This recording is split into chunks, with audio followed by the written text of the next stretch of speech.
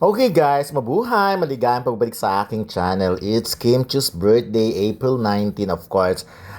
Ilang taon na siya ngayon? Kung 1990 kayo na mag-compute. But anyways, ayan, pasabog nga ang kanyang mga paandar sa social media ngayon. Una ito nga yung pag nakita nyo naman in broad, kumbaga daylight, talagang available light lang yan. Walang mga kung ano-anong ginamit na ilaw, pero talaga mas kitang-kita nga yung beauty ni Kim Chiu doon. Sabi nga nila, ako rin naman agree talaga ako na mas maganda talaga si Kim Chiu rin pag wala masyadong makeup. Because doon lumalabas yung natural beauty niya. Kasi madalang sa artista yung yung although marami magagandang artista kahit walang makeup, but with Kim Chiu kasi yun na nga, mas lumulutang eh. But anyways, iba rin kasi ang aura niya pag naka-makeup naman.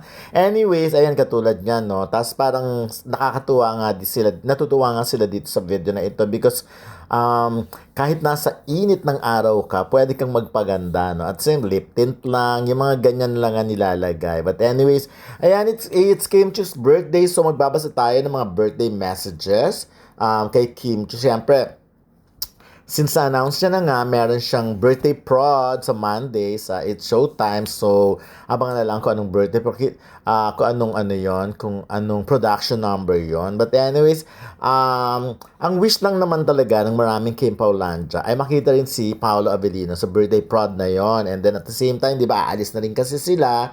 So, para sa world tour nila. So, para tuhog na nga naman, para mas bigay todong kaligayahan talaga sa mga Kim Paulandia fans dito sa Pilipinas. Pero syempre, huwag natin pangunahan, di ba? Para hindi ma-disappoint. Pero wala namang masama kung mag-manifest talaga ang mga fans, lalo na kung especially may mga gantong event naman, yung talagang bonggang-bonggang event naman. So at this point, it's 12:32. Ay waiting din ng mga fanay.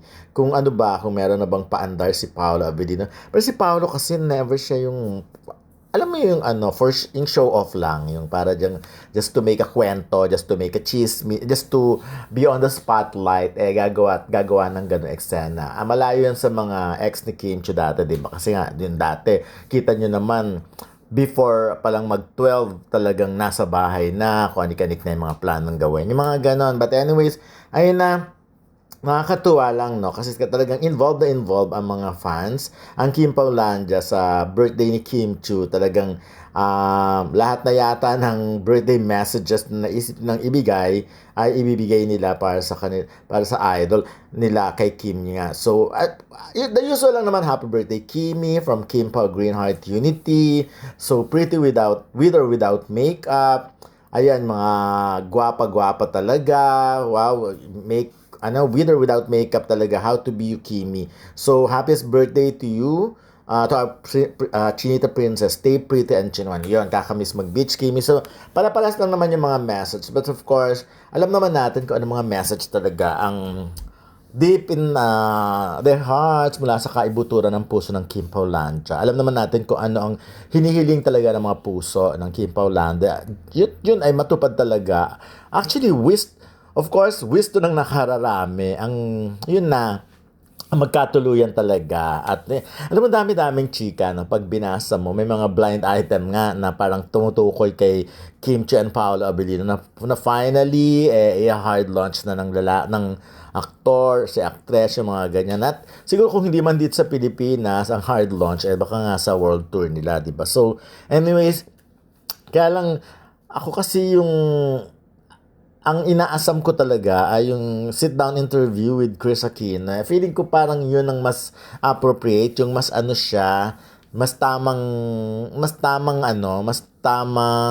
panahon pag para umamin. Yung gano'n lang, tingin ko lang naman na. Kasi pag, halimbawa, nasa show, tapos doon, kasi baka isipin mo, baka work pa yun, part ng trabaho, kung lambingan, harutan, di ba? Unlike kung may sit-down interview, and then, doon talaga, on the spot, aamin. Why not? Di ba? Mas masaya sana yung gano'n. But anyways, ayan, of course, kayo, you're free. Gusto ko mag-comment naman kayo dito sa post ko na ito. Mag-message kayo ng mga birthday wishes nyo for Kim Chiu. At syempre, titignan natin kung alin doon ang mga isa-isang matutupad in the future. Malay natin, sa balikan natin yung mga birthday messages na yun. Kasi syempre, iba pa rin yung, actually, di ba, sabi nga namin ni Ray sa show namin na aaminin, karamihan ng namin, na mamanifest, nangyayari, natutupad-tupad. May mga ganun kami, like yung concert na yun, di ba? Parang nagsimula pa lang yung show namin sa radio noon, yung Aiminin. Yan na agad ang pinupush namin and look, nangyari na ngayon. So, malay nyo, di ba, yung mga iba pang pinupush nyo naman, yun ang mga susunod na mangyari, yung Aminan na, and then yung, alam mo na, aba, maraming nagre-request, maraming humihiling na to be honest, syempre lumagay na rin sa tahimik. Although, sa panahon ngayon kasi, para ang mga babae, hindi sila ganun yung tipo. Yung naghahabol ng, meron silang age bracket or age limit when it comes to settling down. Yung pag-settle down kasi, di ba,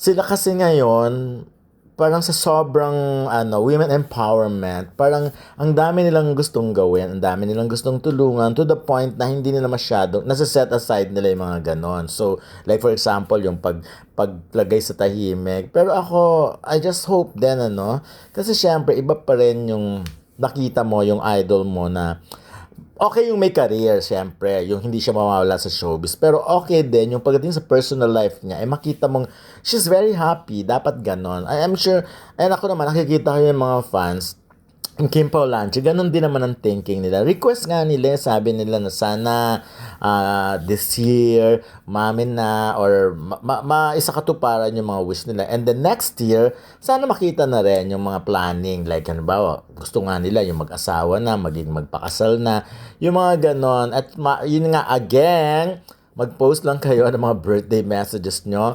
mga birthday wishes nyo at tignan natin na kung alin doon agad-agad ang magmamanifest, matutupad yung pag-amin ba sa world tour or yung pagpunta sa showtime ni Paolo Avellino bilang guest sa birthday